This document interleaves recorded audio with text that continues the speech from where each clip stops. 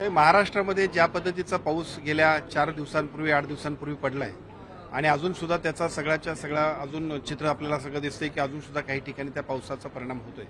साहजिकच एका बाजूला या सगळ्याचं नियंत्रण लोकांना मदत करण्यासाठी सरकार आणि सर्वच नागरिक सुद्धा त्या पद्धतीने काम करतायत आणि पूर ओसरल्यानंतर सुद्धा जी परिस्थिती उद्भवते त्याच्यामध्ये सार्वजनिक आरोग्य विभागाची जबाबदारी महत्त्वाची आहे।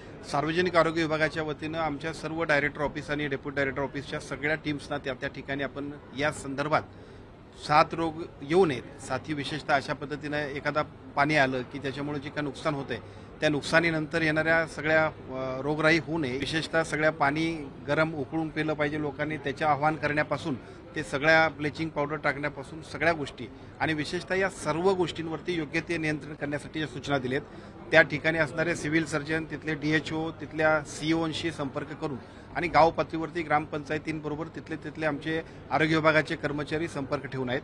कोणत्याही परिस्थितीमध्ये जी काही घटना आता या पावसामुळे घडलेली आहे पण त्या पावसानंतर सुद्धा पूर ओसरल्यावर ज्या काही उपाययोजना सार्वजनिक आरोग्य विभागाच्या वतीने करणं आवश्यक आहे त्यासाठी सर्व यंत्रणा सज्ज ठेवलेल्या आहे। नाही, मंत्रिमंडळात बैठकीत तर चर्चा होईलच, परंतु आपण बघितलं असेल ज्या दिवशीपासून महापुराचं हे प्रमाण बघितल्यानंतर मागच्याच कॅबिनेटमध्ये आदरणीय मुख्यमंत्र्यांनी दोन्ही उपमुख्यमंत्र्यांनी आम्हाला सूचना दिल्या होत्या की सर्व पालकमंत्र्यांनी आणि सर्व मंत्र्यांनी सर्व शेतकऱ्यांशी संवाद साधा, झालेल्या परिस्थितीचा एकूण नुकसान आणि त्यानंतर शेतकऱ्यांना दिलासा देण्यासाठी आपण त्यांच्या बांधावरती गेलं पाहिजे, त्यांच्याबरोबर गेलं पाहिजे। सरकार शेतकऱ्यांसोबत आहे आणि सरकारच्या वतीने जी मदत द्यायला पाहिजे ती कॅबिनेट म्हणून नव्हे तर आपली जबाबदारी म्हणून केंद्र शासन राज्य शासनाचे निकष तर आहेतच, पण जितकी मदत करायला पाहिजे तेवढं करण्यासाठी सरकारच्या वतीने निर्णय घेतले जातील। अजूनही काही भागामध्ये पंचनामे सुरू आहेत आणि शेतकऱ्यांना तातडीची मदत वेगवेगळ्या बातेमधून देण्याचा प्रयत्न होतोय किंवा आश्वासनं होत आहेत, कशा पद्धतीने मदत ओला दुष्काळ म्हणून सरसकट नाही, शासनाच्या विशेषतः केंद्र शासन आणि राज्य शासनाचे जे काही नियम आहेत त्या नियमांप्रमाणे या सगळ्या गोष्टींचा पंचनामे होतील। बऱ्याच वेळा असं होत असते की झालेल्या परिस्थितीमुळे शेतकरी हवालदिल असतो।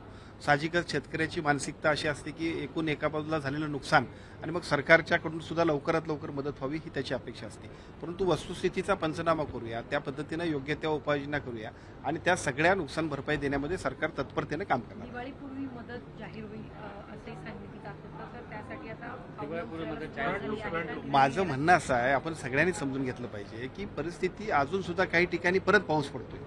आपल्या सगळ्यांना तर मदत करणं हे जबाबदारीचंच काम आहे, त्याच्यामध्ये काही कोणताच दोमत असायची गरज नाही, परंतु प्रत्यक्ष पंचनामे होऊ देत आणि योग्य असणारे आणि जे लोक सर्व शेतकरी जे असतील की ज्या शेतकऱ्यांना मदत करणं अपेक्षित आहे त्यासाठी सरकारच्या सगळ्या यंत्रणेतले म्हणजे तलाठ्यांपासून ते राज्याच्या महसूल सचिवांपर्यंत सर्वजण जबाबदारीने काम करतायत आणि ज्या नुकसानी झालेली आहे त्या नुकसानीची योग्य ती नुकसान भरपाई देण्याबद्दल सरकार तत्परतेने काम करतं। सरकार तत्परतेने काम करत आहे असं तुम्ही म्हणताय, मात्र दुसरीकडे शरद पवार यांची राष्ट्रवादी लवकरच मोर्चा काढणार आहे। खरं तर महापुराची परिस्थिती ही ज्या पद्धतीने मराठवाड्यात ढगफुटी झाली अशा पद्धतीचा पाऊस त्यांना अंदाज सुद्धा नाही अशा पद्धतीचा पाऊस आहे। आम्ही पश्चिम महाराष्ट्रातील लोक आहोत, आमच्याकडे पाऊस प्रचंड पडतोय त्यामुळे आम्हाला त्या पावसाची सवय आहे, पण ह्या पावसाचं प्रमाण बघितल्यानंतर इथं राजकारण करण्यापेक्षा सुद्धा आता शेतकऱ्यांना मदत करणं, त्यांना दिलासा देणं यासाठी सर्वांची जबाबदारी आहे। मला असं वाटतं मोर्चापेक्षा सुद्धा त्या लोकांना आवश्यक असणाऱ्या मदतीसाठी सरकारलाही सूचना केल्या तर सगळ्या सूचना सरकार तर स्वीकारायला तयार आहे।